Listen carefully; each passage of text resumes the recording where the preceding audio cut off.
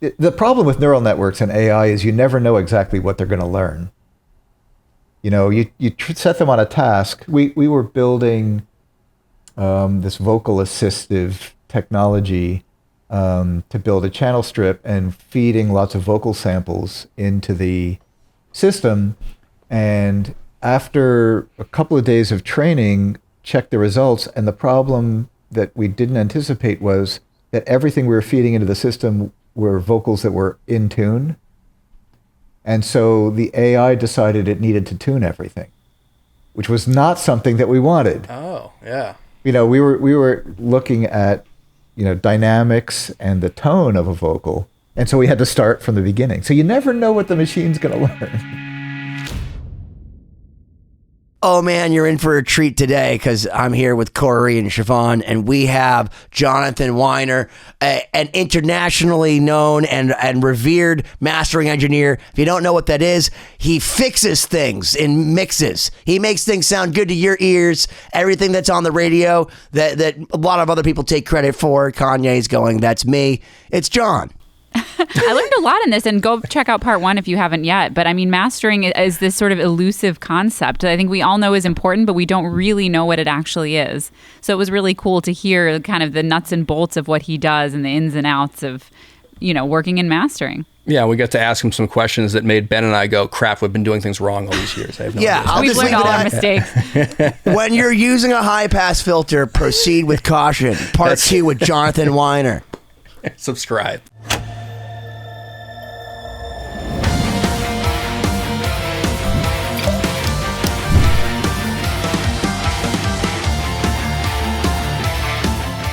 Back for part 2 with the illustrious mastering engineer, man of many talents. We got into a lot in part 1 about just his background in music, some of the incredible projects he's worked on. I can't wait to dive into part 2 now with you. Talk more about some of the other things that you're working on these days, education, thoughts about anything and everything, as we always do in part 2. So welcome back. Thank you. It's good to be back. I feel like I was just here a moment ago. Yeah, as we all were. Haven't changed in a week either. Yeah, time is merely a construct. One thing that I definitely wanted to dive into, and I want to get this right. So you're now a consultant with IZotope. That's right. I'm working on some projects, but I'm no longer an employee proper. Okay. And so for anyone that's listening, can you just talk a little bit about that company and what they do, and then also your role within it at this point? Yeah. So it's actually, most people identify the company by one product or another. I mean, there are some things that the company has made that it's especially known for. One of them is this thing called RX, which is an audio repair and noise reduction system, which it sounds really sort of boring and pedestrian. It's magic. It's like magic. It's magic. And in fact, after given my journey, it is total magic because you can do things we never ever could have imagined, like remove horrible sounds in recordings that we never could have removed before. You can record anywhere, basically, and make the audio usable as part of some music that so and then there's another product called Ozone, which is a suite of mastering tools. So when people say IZotope, they usually mean one or the other. There's some other products the company makes too. But what's really interesting about the company is that, and this kind of goes, I was talking about sort of being an iconoclast. The DNA of the company was born around a period of time when doing signal processing in computers was not, the machines weren't really quite up to snuff yet. And so they were starting to build tools to do something like mastering a record on machines that weren't really quite able to keep up. And frankly, they didn't really understand what it meant to master a record. So everything was sort of amateurish, and yet they just didn't care. They were like, we're going to do this because we know that this is what's coming. And so, fast forward 10 years, and suddenly the products have been refined and the CPUs have come up, and everybody's like, you know what? You were right. And at that point, the Mark Ethier was the CEO, is a dear friend of mine, and he was like, that machine learning and AI is something that's going to show up in lots of different technologies, and it's definitely going to show up in music production. And everybody was like, no way. And, and it really wasn't ready for prime time at that time. And yet they sort of embraced it and figured out a way to incorporate AI in ways that actually were kind of educational and really helpful. And people looked at them and said, you know what, you were right. And so there's this ethos of the company, which is, right now what we're thinking about doing seems probably, improbable. Like it may or may not really be able to happen, but it sure doesn't seem like a good idea. Just wait a minute, because ultimately we will be able to do some really neat things with the technology. And that for me is what made the relationship with the company so amazing. Was being able to learn and grow and see this technology come on. So I could talk about the details of any of the things that the products can do, but that really is the interesting story to me. Sure. So follow my logic here. You seem relatively smart. There's another guy. Already you've lost me. Yeah, there's this other guy I followed, and I find him fascinating, and he's in a similar field. There's this dude, Ray Kurzweil. Are you aware of him? Oh, the singularity, of course. The transcendent man. The singularity is his term for, eventually that the next stage of evolution, that we will merge with intelligent technology versus our biology will change. Now, in particular, he has his father on ice and thinks he can reanimate him. Yeah. Is that crazy? He must have loved his father. Well, I don't think he really did, though. That's the ironic part. But he has his father on ice. Oh, no. And I know what happened with Ted Williams' head. Is this something, do you think in our time that he'll bring his dad back? What does this have to do with this man could be working instead of talking to us? What kind of a question was that? I'm trying to use it because I think he's the smartest person to answer this question based on what he's just exemplified with his intelligence scale. I trust him. The difference between me and Ray Kurzweil is reflexively optimistic. I am not. Is that common among mastering engineers, or is that? No, I think it's in my DNA. I don't know, man. I'm not sure that I would be so optimistic about where we're headed with this. So anyway, back to your question, Cory.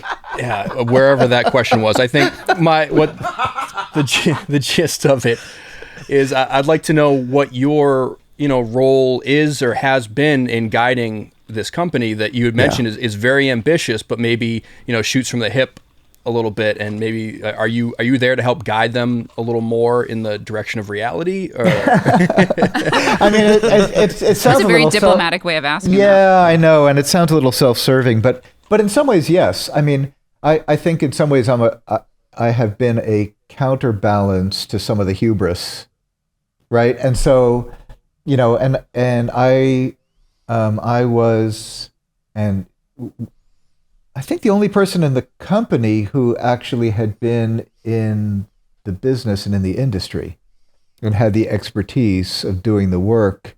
And so I could sort of bring an understanding and a depth of knowledge in an area that I think was complementary and helped. And so there were two main things that I did with the company. One was around education, developing either educational videos. There's this Are You Listening series that I helped to put together, and a lot of the technical writing and the manuals and things like that I would assist with. And I helped with education also in the company, consulting back to the development teams about product. And there are some features in some of the software that I'm very proud of being able to contribute kind of the seed of the idea about, here's a problem, here's an approach we can take, what can we do here? Well, I need to know what those are because I use can we have examples? Are you allowed to? Yeah, sure. I mean, there's something called tonal balance control. Use it every day. And that was born out of a just something that I had experienced in my work over and over again, and then we validated it with machine learning. And what experience? An understanding of what well-balanced sound was, and there's sort of a proportional expression in the spectrum from fundamental frequency to harmonics that just seem to persist across really good sounding recordings, and trying to understand what that was and quantify it so that people could actually compare their work against this sort of version of good sound and understand where they were deviating from it, and then maybe make adjustments to kind of match it. And yeah, in practice, just literally to mention, every day when I'm mixing, one of the last plugins in my mix bus is tonal balance, that when I'm getting ready to finish a mix, I open that up and it shows me a curve of where my mix sits, and I can compare that curve to other songs and other different genres specific elements, so I can see if the bass in my rock mix is way too high for competitive mixes in that genre. And it's a great reference point for someone who works, I have a pretty okay project studio in my basement. I've invested Brock a lot in it, uses it but it's also, still a project studio in my basement. It's not a giant room that can handle, my low end might not be as wonderful as the studios over at MWorks. So having a tool that can give me a reference in that way has been massively helpful in Awesome. dialing in my own. I love that. I mean, that's exactly the point. And what's amazing is that the main curve that you see is an averaging over like 10,000 records. And the fact that you can look at 10,000 records and you start to see a trend that points to like the intersection between human behavior and physics in this graph, and it's like, whoa, there is something there. And so anyway, that was one of the tools. There's something else called low end focus. The masking meter that shows up in the neutron EQ. Those are three that immediately come to mind. Anyway, I'm just proud of them. Let me ask you That's this. an awesome tool. Yeah, it's incredible. I have an actually on point question. Okay, So now I'm ready. we have all these plugins, right? So I have an SSL. It's a mono block out of an E channel over here. I paid like thousands for, and then there's the identical thing on my screen. I everyone has. It looks the same. It kind of sounds the same. Is there going to be a point where that's indiscernible, and that other than that, that's a physical thing, and that's a thing on my computer that they'll be identical? We might already be there, but the thing that you said that and this always bothers me, is when the thing looks like the thing it's representing, but does it actually work like the thing it's representing? And this is the other thing I love about IZotope, is that rather than create something that looks like something else, it's like, let's try to pull out what's cool about this equalizer or that signal path, and let's offer that technology, but we don't have to make it look like it. We're trying to make something sound cool. See, that it takes me back to when MIDI first came around. I think this is maybe a tangent, but when MIDI first came out, everybody was, either horrified or celebrating the fact that now we could have an orchestra in a box. And I was like, well, what's interesting about that? We have orchestras. Let's make something new. Let's do something new with this technology. Let's take, marry the sound of a violin and an elephant and, sort of have some like different control signal trigger the envelope of, that's what's interesting. And so, anyway, but to your question, the answer is yes. I think that there are emulations or copies of the design that happen in DSP that are indistinguishable. But it's not necessarily just because it looks that way. So you have to look under the hood and figure out, how well did they do? It's not a simple thing to build an emulation. Yeah. Just because you mentioned that, and this is something that I've looked into just out of curiosity, but it's, and I don't know how many of our, viewers and listeners are into mixing at a very complex level, but what is the process in the most kindergarten explanation of taking an analog piece of gear and making an emulation of that in the digital domain? There's sort of two approaches you can take. One is modeling on the component level. So, and if you have a schematic, you can understand what happens across a resistor, a capacitor, and basically code that. So that's the sort of, and that's very time consuming and doesn't always pan out. You just hurt Ben's brain. Yeah, I can see it. Yeah. That's amazing. So the other way to do it is more black box. Like you take input signals and output signals and build a map and set the settings in the device in as many different positions as possible, logically sort of stepping through different amplitude values and different settings, and compare output to input, and then kind of reverse engineer what happened to the signal. So that's the other approach. There are some other sort of variations on those themes, but that's what you do. And as those technologies become better and better, is it just the depth at which people are diving into it, or is there more complexity added? And especially with plugins with like IZotope's machine learning, is that ever coming into play? Yeah, well, so AI is another way to do it. Like let the neural network figure it out. Right? I mean, that's pretty wild. It is. It's very sci-fi. And it's actually kind of amazing because the problem with neural networks and AI is you never know exactly what they're going to learn. You set them on a task. We were building this vocal assistive technology to build a channel strip and feeding lots of vocal samples into the system. And after a couple of days of training, checked the results, and the problem that we didn't anticipate was that everything we were feeding into the system were vocals that were in tune.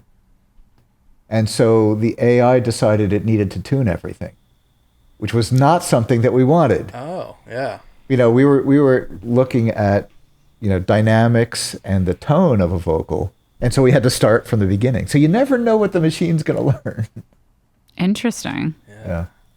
You have to pick your training data carefully and also rule out variables that you don't want to have addressed. You're the most qualified person I've ever spoken to answer this question. There's something that's called the loudness war. I'm sure you know what it was. And, when I worked at Best Buy in another life to get my Martin Logan speakers, I got trained on what electrostatics are and why they're awesome, and sound staging, and learned all these things that were totally just words. I learned about this thing called the loudness war, and it explained why every time I listened to Oasis, I felt nauseous, and it wasn't just because Wonderwall isn't the greatest song ever. Can you explain what the loudness war is, and do you think that the converse has happened with the advent of, let's say, Dre beats? So I think the simplest version of the loudness war is to say that musicians are insecure, A&R people are insecure, and they want to do everything they possibly can to ensure the success of the commercial success of what they're putting out. And so they don't want to give anybody a reason to discount the record that they're about to listen to.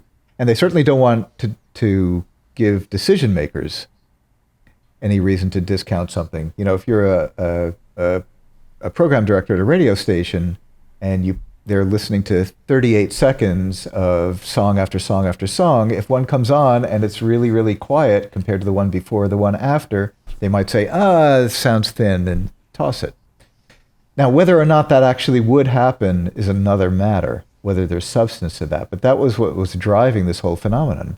So artists were like, I need to make sure my record's loud, and loud enough so it stands up to the thing that happens before it and the thing that happens after it in somebody's experience.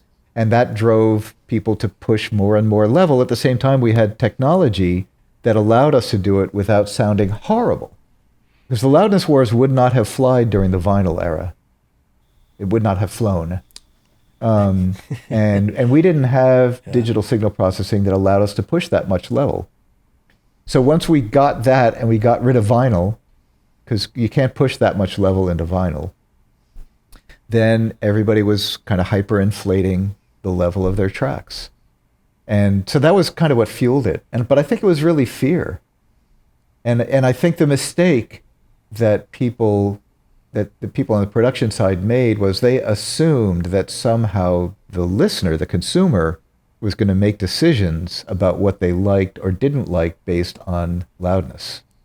Well, it turns out that's not true. Well, I got to tell you, I was working on the retail side of this at the time. I remember when the iPod came out, and the whole thing was how many songs can you fit on it? So you started dealing with compression.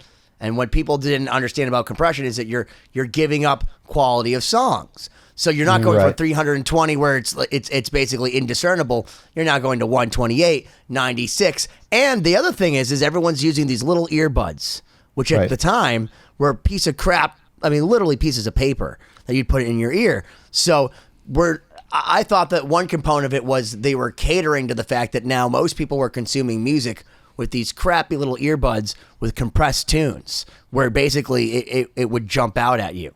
I don't think so. I mean, I think the one way in which that's true is that there wasn't very much gain in the earlier portable playback devices.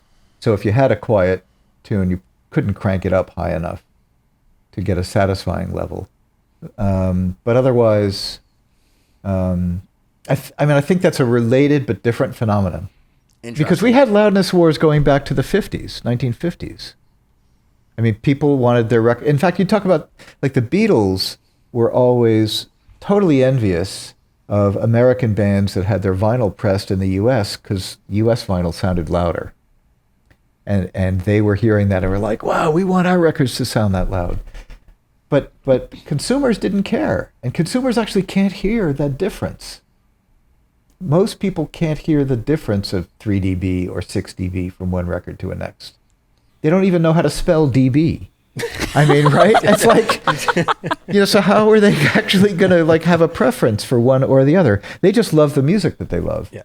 From your standpoint as a mastering engineer, and the way I've kind of seen it is, when did the real, like, when did the term loudness war, that was like over the last 20 years or so, like that's when like the things, there comes a point where, you got a ceiling. And I think that it probably influenced more than anything the way people mix stuff, to leave that headroom and finding every way possible to get every instrument as, so that there wasn't all this conflicting masking stuff so you could push stuff harder and mastering and all that. But have we reached a point where it's now people have kind of hit the I guess peak of you can't go any louder, so now is it just people adjusting backwards to get make it as easy for you to get it loud? Is that how it works? It's definitely changed, and we hit a peak around the year 2000, 2002, and we've unwound a little bit from there for a bunch of reasons. One is just the sheer proliferation of digital distribution. There's so many different platforms. There's no single point of reference, for how loud something's going to sound or how loud something's going to be. And so everybody's been able to relax a little bit about how hot to make the record. There's also this thing called loudness normalization, where, anybody who installs Apple Music, Apple Digital Music, or anybody who installs Spotify or Tidal and doesn't play around with the settings, everything gets loudness normalized to the same level, and something that's really, really hot just gets turned down. And so once artists get wind of that, they're like, oh, if I crank the level too much, it's going to actually sound really crappy when it gets turned down. So let's figure out where the sweet spot is. Well, and that's interesting you say that, because do you remember Metallica's Death Magnetic? Do you remember that record? Of course I do. And I know Andrew Sheps, who mixed it, and I know Ted Jensen, who mastered it. And Andrew Sheps, his statement about that record was, I won the loudness wars. That's what Andrew said. Okay. At what cost? At what cost? That's what the band wanted. Yeah, it's that's craziness. Well, I remember at that time, and this is hilarious to me, because there was a Metallica video game, like Guitar Hero, where they had a Metallica edition, and what they had done is sent the discrete multi-track recordings to whatever company made that, so you could play these new Death Magnetic songs. It's harmonic, and they sounded way the freak better, way better. Because it was the amazing. stems. It was the stems. It was the stems. Right. So, and there was a petition. I want to say it was 6 figures long. It was crazy to have Metallica remaster it, and Lars was just like, no. Right. Well, people have been asking for, Injustice for All for ever. To It be burned redone. down. They don't. Yeah. It burned down in that building. There's no more Injustice for All. There's no chance. Yep. Yeah. There's a fire. So we're in a different place, and it'll keep changing. I mean, if there's one thing I've come to understand, is that if there's something you don't like about what's going on now, like 10 years from now, it's going to be different. You may dislike something different, but it's going to change. But it's kind of nice. I mean, there's definitely more latitude as far as level. One of my favorite loudness stories, I was working on a record for a band from Greece, and this is probably right around 2000, where, you're kind of nervous if somebody brought something to you and you mastered it and it didn't leave relatively hot, you figured they were going to be unhappy and, blah, blah, blah. And so I mastered this record for the band from Greece, and they sent the record back and they said, "It sounds great, but could you turn it down a little?" And I was like, okay. So I went through another iteration of the mastering. The same thing happened. We went through 4 rounds, and I turned the record down to like 1986 level. And they were like, that's perfect. And I said, well, okay, but what's going on? They're like, aren't you worried? And they said, we have the loudest record ever because you can take our record, put it in the car, and turn it all the way up, and it sounds great. And this is the thing, is if you don't push level like that, the sound relaxes, and you can crank it. Like back to the old AC/DC, the label on Back in Black is this record was made to be played loud. If you want to play the record loud, don't push that much level into it. It'll sound better loud. That's so interesting. Yeah. I was worried about sounding like a total idiot, but to me, as somebody that doesn't know much about the mixing or mastering process, I would think, I would probably end up just setting something to where I want to hear it anyway, and I want it to sound good at whatever level I set it to for the comfort of my ears. So that I guess that's where the artistry is making it sound good for everybody in their own comfortable setting. Yeah, I mean, Benny sort of pointed to that when he talked about the early iPods. We lost control of the playback level. Like the consumer just forgot it was there, and so now everybody was expecting the music to come up to the level that was set in those things. And we're still kind of there. I mean, it's sort of a pain in the butt to adjust the playback from your phone. But the thing is, but Apple, here's Apple. I watched this documentary on Dr. Dre and Jimmy Iovine on The Chosen Ones. Have you seen it? Mm-mm. I highly recommend it. I highly recommend. It's actually, I mandate that viewing to anybody who cares about music. I'm serious. It's that level. It's incredible. It's about Dr. Dre and Jimmy Iovine becoming friends. And if you know anything about Jimmy Iovine, he's one of the most incredible producers and engineers, and just like smart dude that got himself in the room. But from what I gathered, first off, it's a giant Apple commercial, the whole thing, and it's a brilliant Apple commercial. But it's basically, we invented beats. We have now brought being an audiophile back to being a thing, because now everyone goes in the subway. Jimmy Iovine used to put beats on people's heads when they would leave the office, because and take pictures of Gwen Stefani and the Black Eyed Peas and all that sort of stuff. But now you can't get away with those with little ear buds. If you have in-ear monitors. I've seen in-ear monitors that boast having 16 drivers in your ear. I don't know why the hell that would ever matter. Like how you could possibly have a crossover designed to have 16 different drivers in your ear matter.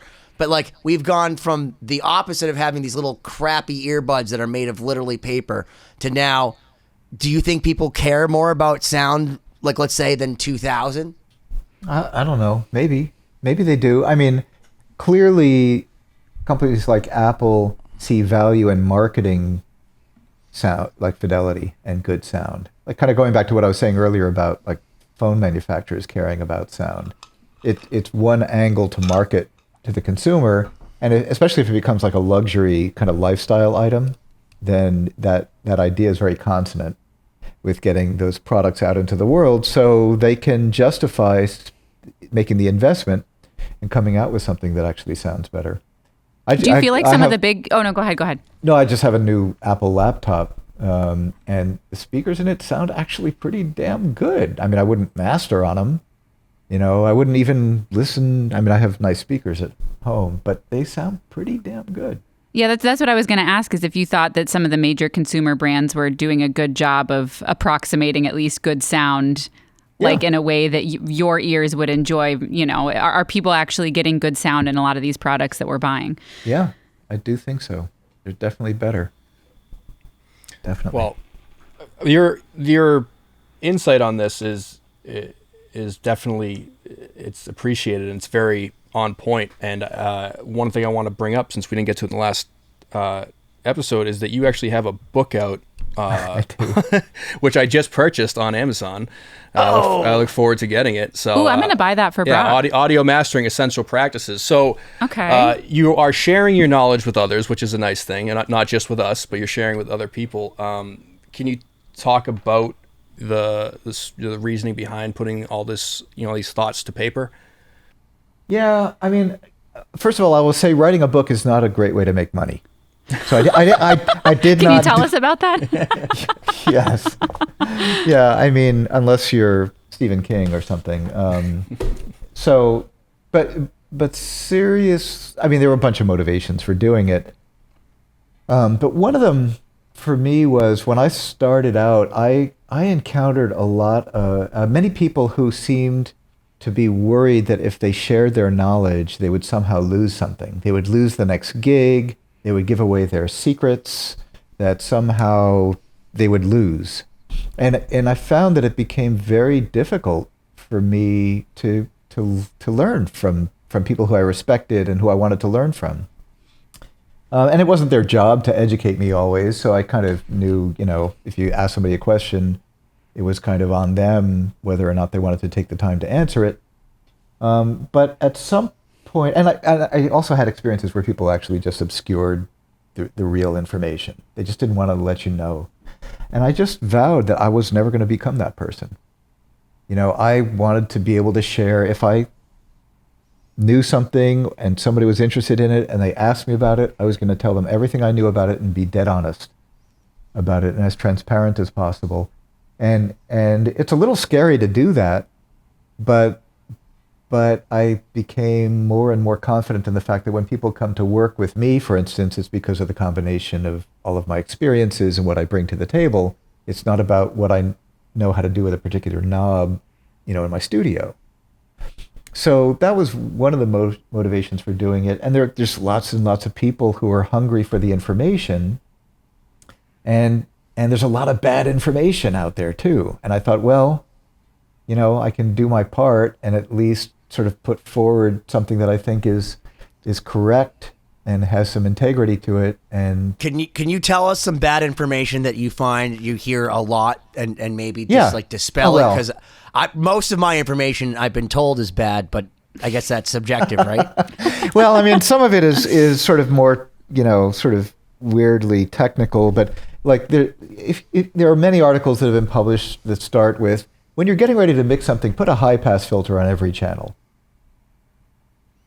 I do this. That is terrible information. That is wrong. That is bad. You are hurting your music immediately by doing that, if you do it without thinking. What was the source of that, do you think? Or I know I heard that. I heard that 100% when I started doing this. Yeah. I've since backed off on that, but that was 100%, and that's why I talked about the communities and the echo chambers that you find if you're teaching yourself online. You have to be careful, because I found some information that everyone's like, oh yeah, obviously, if you want tight low end, get rid of the low end and everything except the one thing you need. And I've since, through practice over the years, learned not to do that. But that's I mean, I can demonstrate, and so how I came to understand how bad an idea that was is I kept on hearing the same problems show up whenever I pulled up a high pass on a record, and I was like, okay, what the heck is going on here? And so I took a deep dive into it, and I could demonstrate for you the weird things that happen to signals, the way time is completely like shredded, and signals are the wavefront is broken up and you lose clarity, and the imaging goes totally wacky. Like, again, your audience may not care about this, but for those that do, I'm the I care audience about right this. now. No. Listen, I need okay. I need to sign off right now and change some mixes immediately because I feel like I'm distorting the space-time continuum, and I'm afraid that I've lost all sense of everything. I know it sounds so scary when it's described as like everything is just a ride. What a bad idea, man. But here's the point I think I would make is that if you read something where somebody says, always do this or never do that, stop reading that article and move on. That is Good obviously bad information because it is not in the context of what you're working with, what you're trying to do. That is kind of the bottom line here. So, there are other versions of that, but that's just an example, I think, of bad advice. And a lot of it, Hold on, you got to go on more. I've already feel like you've taught me so many things that I'm embarrassed by. Yeah, can I throw some things at you that I know are the most popular searches for new engineers and mixers, and maybe you can give a little perspective and a little guidance there. So one of the things that I think is the biggest thing that I know from the moment I started to this day is, as a mixing engineer, not in a phenomenal studio, what are the steps to get a competitive, clean low end in your mix? Because I know my mastering engineer that I work with all the time is always constantly like, "Hey, bro, like, what are you doing over there? Why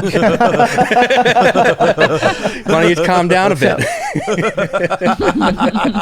So, I mean, the obvious answer is, can you even hear what's going on? First of all, Apparently not. Because if you don't have a good enough listening environment, you can't even hear what you're doing. Can you describe a good enough listening environment? Because I'm curious, because maybe some people just don't understand, like, what are the important elements to make sure that you absolutely have to have a good listening environment? Some sense of like proportionality, where you have even tone from the very low end all the way through the top. So there's no non-linear sort of weird stuff going on and no resonances that are horrible. Every room has resonances, but no horrible resonances. And a monitoring system that will support that. So, you really can't do a great job getting your low end right if you're listening through a Yamaha HS5. That's exactly what I was using for so long, and I would send the mix system to my husband, and he was like, "Why is there so much bass?" Because you can't hear it, right? It's not your fault. It's not your fault.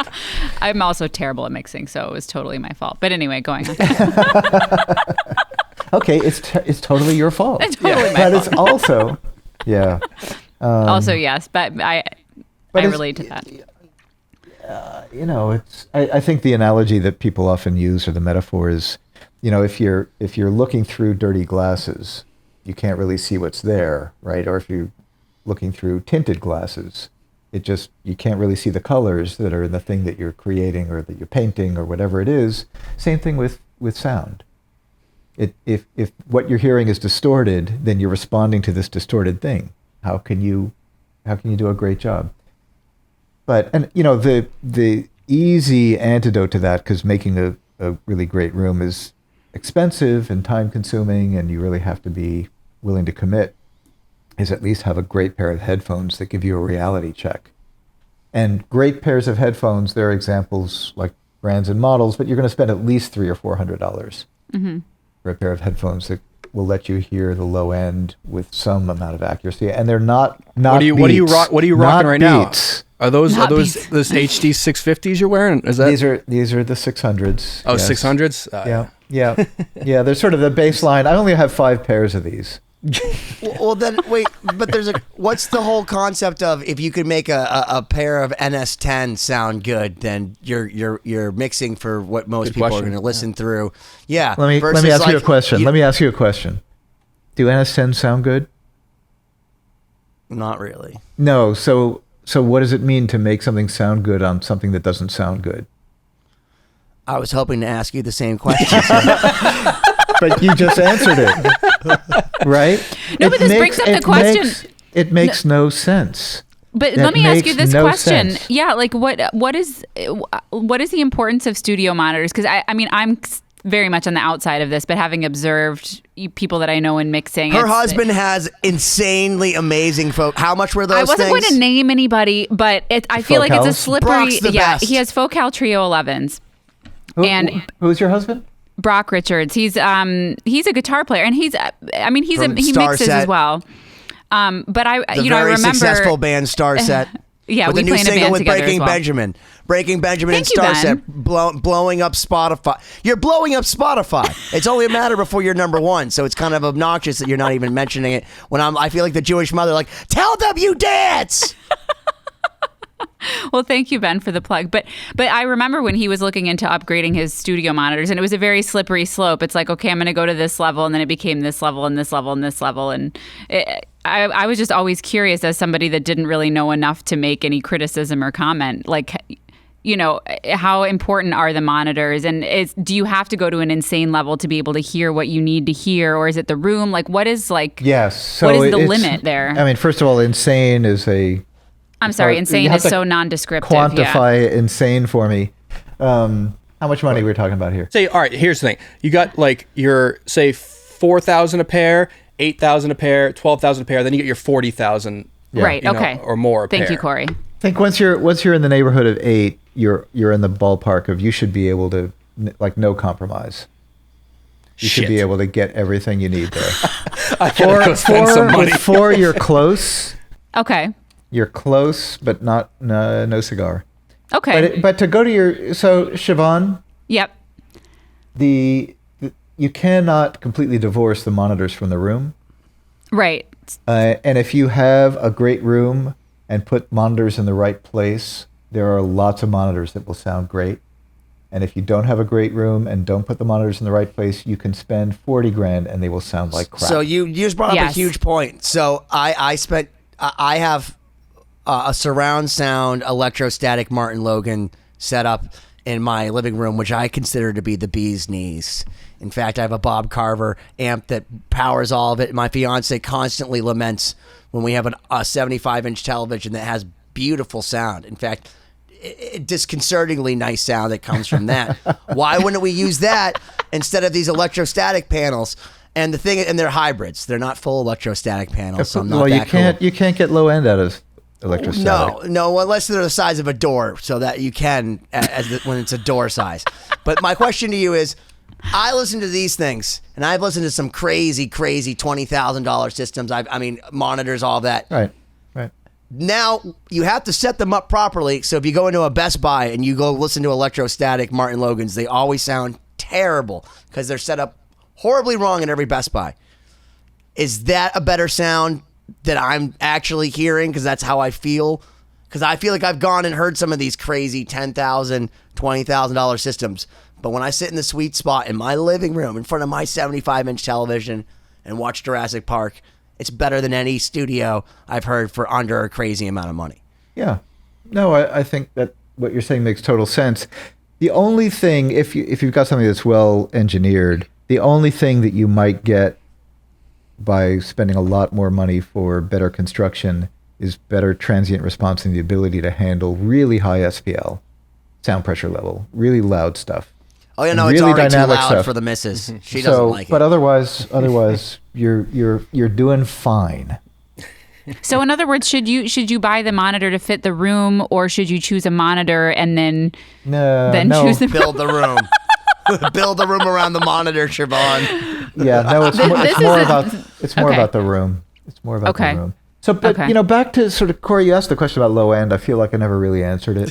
No, I mean, here's the thing. It's not an easy answer. I understand that. I'm just saying that's the question that every new producer, engineer that's in their bedroom and then just got Fruity Loops goes, wait, why is the low end so bad? Right. And, you probably don't have to deal with it as much, but I'm sure a lot of mastering engineers. You And maybe we don't know. Okay. We're very, Let's very hear well about it. continue. You Let's don't hear know it. what I have to deal with. Well, I know you don't. I don't know if you have because I know mastering engineers that are in the beginning of their careers, and when you're in the beginning of your career in this industry, you take what you can get and you work with anyone that's willing to work with you, and you do the best you can with that. And so I went through this over the years, learning to mix, and I'll give a shout out, Tom Waltz Mastering. I sent him some of the most garbage mixes imaginable when I was starting out, and I was just like, here you go, make this sound good. And he was nice enough to be like, well, why don't you try first off turning that kick drum up down about 10 dB, right, and then we'll move on from there. So that's what I mean in terms of like, hopefully, I would hope that working at a certain level, the problems become more detailed and less overt, but I'm sure that low end is a problem everywhere. I have a friend who travels around the world building studios in these incredible locations, and he's told me that he's built multi-million-dollar studios in rooms that they're not designed well. The room itself wasn't designed well, so he's putting these crazy Osberger, speakers in, and the subs are blowing out the room, and the client's pumped because it's loud. But he's like, right, you spent all this money, but you didn't do the room right, so this is what you're dealing with. So it's a problem, I think, at every level. That's right. Maybe one of the things that it's funny, like people used to install large format consoles in their rooms because they were kind of marketing pieces. It's like you walk into a room with, this piece of furniture with a sea of knobs, and it's like, whoa, you must be serious. But I think now that's that what people Cory thought when we went to the studio in Florida. It is pretty awesome. He was bamboozled. He walked in. He was like, "This is a real studio." That's a big ass console. Yeah. So it was an awesome console, though. In his defense, nothing wrong with the console, right? But now that people are sort of working more and more remote, maybe you could sort of spend the money where it matters. Right. Because these days, if you walk into a studio that has consoles like that, usually you see, if anything, just two faders pushed up, which is the and you go, wow, the air conditioning stereo output. Yeah, the air conditioning bill must be amazing, amazingly high. That's absolutely true. When I went from Class A amplifiers to Class D amps in my studio, my electricity bill went down about 25%. Yeah, wow. I believe it, man. Yeah. Yeah, that is really common though. That's funny you mentioned the especially there's a lot of like hip hop and rap studios, and those guys are making absolute bank in that industry right now, and they get a hit and they get all this money and they get the sickest SSL or Neve board. It's crazy, and then it's basically a nice big laptop stand and then two faders on the left that they put up there. Can I tell you that God told me, the universe told me, they gave me a redo.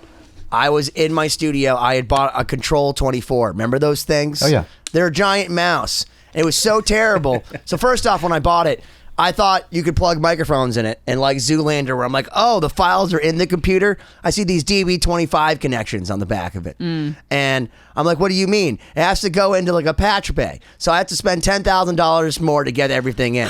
Then once I get this thing turned on, and it looks like Jay-Z's basement and all of that, I try to get a drum sound. All the drums are blowing out everything, even with the 15 decibel pads. I called DigiDesign or Avid, whoever owned it at that point. They flew a guy across the country, and he's like, oh, yeah, no, all of these are way too loud right out of the box. He put on 20 decibel pads by opening this thing up in my drum room, putting it all back together. And even then, it was still kind of too loud.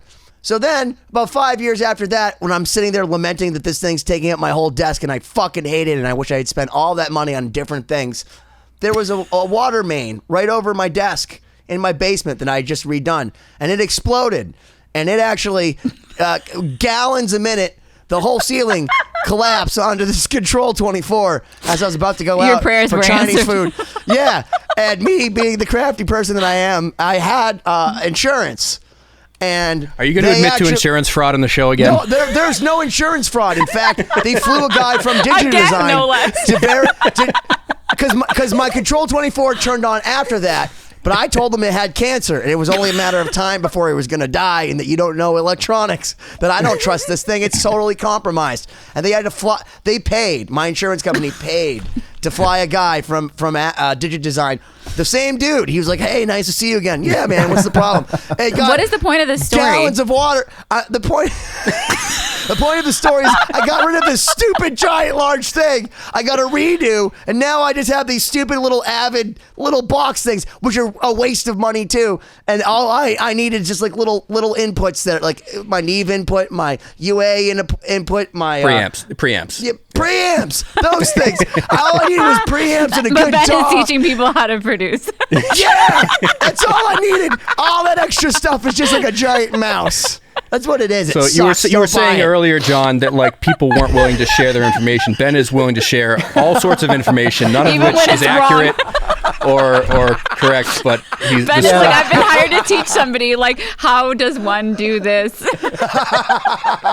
You have to admire his enthusiasm. There's no Oh, shortage of God. that. Yeah. Oh man. No, it's. But yeah, so the point is, spend at least $8,000 on speakers and get a really nice room, and your low end will be dope. I think that's This the is gist of the triggering me last. so hard right now because Brock is in the process of building an entire studio desk. And when you mentioned the DB25, what I don't even know the right name, but it was like he had a whole conversation with me that I didn't understand about how he had to have this whole patch bay and the thing. And I'm sitting there, my eyes are glazing over, and I'm doing my best to try and understand. but it's just Tell him don't do it. it's done. It's stupid. well into work. So It's not stupid, but it's still stupid. outside of low end, and maybe this is a better way to ask it. In terms of your experience over the years, what are the most common issues that arrive on your desk when you get something, even from maybe bigger mixers or more established mixers? Well, I mean, the less is more, and bigger and more established mixers know this. That it's really kind of about getting stuff in good shape, figuring out the arrangement. I mean, like the editing that you do before you even start mixing is going to make the rest of it better. And when people have like too many ingredients for the soup, and they're like, well, I have to put everything in there because I have this stuff, that creates problems. There's masking. LostSymphony.com, everyone. I was gonna say, check out our new song has 135 tracks. How many layers of trombone did we put on this last week? Was it 10? Yeah, I was just editing that today actually, and there's So we did not heed that advice. The flute was good. The flute was good. Yeah, and then like less is always more. Like, and when you have a choice, I guess this is the thing. Like, people sometimes feel like they need to be the hero or like do something to make something sound good, as opposed to just figuring out at what point something sounds good and stop. And if you're just doing stuff and you're just making it sound different but no better, like, what's the point of that? So when you're at that point where you make something it's as good as it can be, just stop. That's amazing. That's one thing I love about classical music in particular is it's like everything is, there was no amplification. It's all about the arrangement, and everything is exactly as it should be. If you change something, it's not better. If you add stuff, it's not better. It's like the absolute minimum number of things that needs to happen for it to be like completely full on its own. It's like a Lady Gaga song too. I mean, some of those arrangements are so economical and so spare, and they're Billie so Eilish. Mm-hmm. like three tracks. I mean, it's not easy. And it's not easy to do that. I'm not saying it. That it's easy, but I think there's a truth there. So people overprocess stuff all the time, and the more EQ you add, and the more signal processing you add, the more fuzz and the more blurriness you get, and the less clear and ultimately the less emotional. The thing is that you end up producing. Yeah, Cory, I think you're bust out most of those tracks. Man, you got blurry. Yeah. It's okay. Yeah, but too much. It was very poignant. When you're talking about adding too much stuff, it starts to get fuzzy. That's like Ben. Yeah. Is just It he's fuzzed was a himself. metaphor, but it really happened. Totally lost on me. I'm sorry. That was beautifully done, Benny. I appreciate that. I don't think it was Don't intentional. encourage him. Don't feed No, his ego. I think the most important thing you mentioned is how important the arrangement is, and that's definitely a hard learned lesson from my end. Especially with like the Lost Symphony stuff, and that's that I don't know if you guys talked about it last night, but that is our band, and that's the thing we do, and it's basically a more is more situation, and we've never been. It's been a fun. I think it's taught me more actually as an engineer and mixer, because there is way too much shit in there, but yeah, good luck getting rid of any of it. So it's more like, how can I make this work, and problem solving from that standpoint that has helped me when I work with my other clients producing, more tame, conventional, more conservative productions with just the standard kind of rock setup. I've found it helps me immensely knowing how to fit 200 tracks into a mix, and then going down to 30 tracks, and then having that freedom to play with that has been hugely helpful. So as we wrap up here, are there any like big lessons that you've come away with, in your career, and this is big picture stuff, I guess, but stuff that has helped you, or stuff that you try to communicate to people you're working with, that makes your life easier or their life easier, or stuff that you've gained in your experience working in this area? You said something earlier, or we touched on something. I can't remember whether it was this last episode or this one, but about being able to let go of stuff and not overthinking it, not overworking things, and really ultimately you have to do that in order to get better and progress. So that's certainly. I think it's hard to convince somebody of that when they're in the midst of the angst of like, oh my God, but it's so true. And the other thing, just sort of career-wise, the thing that's always kind of blown me away is you never know what you're going to end up doing next. You never know. I was setting up video webcasts for the American Bar Association before there were video webcasts, and I didn't want to do that, but it just like fell in my lap. And, I ended up just sort of having all of these different projects appear just in the course of doing the things that I was doing. And it's because, you always show up, you're interested, you're curious, you talk to people, and who knows? And this is kind of what motivates me. Like, I don't know what's going to be next, and I'm kind of excited about it. That's amazing advice. I think a lot of people feel like they have to fall in a certain lane, and I think it's easing a little bit. But as a musician, it's totally cool to have all sorts of random, unconventional side thing. I think it informs your perspective on everything. It all kind of comes together in its own way. That's right. I think it's cool to have a plan so that you know what you're going to do tomorrow, but just be ready. Yes. That when the person calls you from Seoul, Korea, and says, I want you to come over and work in my studio, or Nuno that's flying over, or Nuno that's flying over, or whatever. It's like, yeah, sure, okay. Yes. Let's see what it's going to take to do that thing. Yeah, it's great advice. And listen, John, we appreciate you taking the time. For me personally, selfishly, I've learned a ton. I can't wait to get the book. Amazon says I just ordered it. I actually ordered it while we were on this. Wow, I just paid like $6. Yeah, this is great. Can I leave you a tip on Amazon? I wish that I could add more dollars. Yeah. It's the bump you get from being on 2020. It's they have like all those boost. The $6 bump. It's like all those different podcast bumps that get you like millions of followers. You get like $6, and the you're amount of clicking like I needed.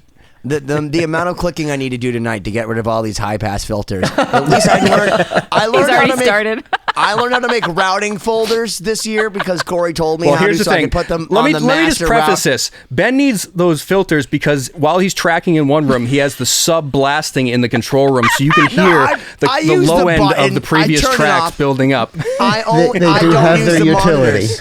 I don't have the monitors at all on. Like, why does this flute track have so much like 30 hertz in it? I just don't understand. So guys, check it out. The name of the book, Audio Mastering Essential Practices. Check it out. I will review it in our very next episode and let you know if it's any good. And I just ordered it. I'm going to make Brock read it. Yeah, make Brock read it. I'm gonna read it to Brock. You just ordered. Aww. Yes. So I am very excited about this. I'm touched.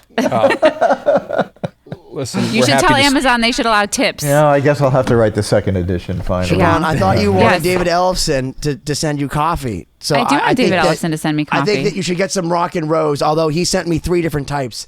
So this is the premium light roast coffee, but you can go to Ellison Coffee Company. It's delicious. I recommend it to all people, whether you listen to heavy metal or whether you just live and breathe and drink coffee. Ellison Coffee Company. You know, I'm going to start a coffee company. You Do it up. should. I think that seems like a great idea. Everyone loves coffee, and if they don't, Well, they're weird. As soon as you do, you come back on our show, and then we'll review it. We will review it and we We'll will do, share we'll do it. it. We'll do a tasting.